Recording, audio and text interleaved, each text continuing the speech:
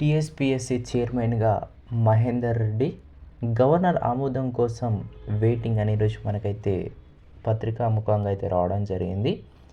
10 రోజుల క్రితమే మొదలైన కసరత్తు, ఐఏఎస్ ఆఫీసర్లపైనే సర్కార్ ఆశలు, ప్రభుత్వం ఆలోచనను ముందే చెప్పిన దిశ న్యూస్ పేపర్ అని కూడా మనకైతే ఒక అప్డేట్ అయితే వచ్చింది.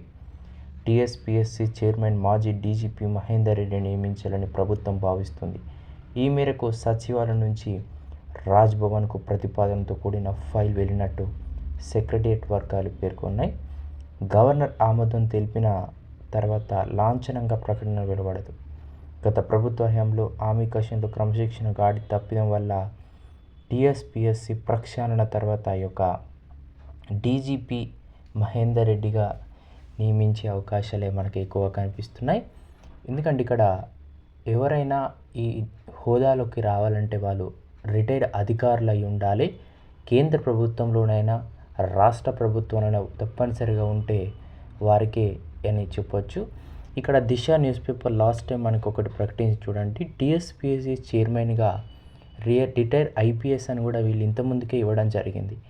అంటే ఇక్కడ ఏంటంటే ఎవరైతే రిటైర్ సర్వీస్లో ఉంటారో అది కూడా ఐపీఎస్ హోదాలో ఉన్నవారికే ఎక్కువ ఛాన్స్ ఇచ్చినట్టు సమాచారం.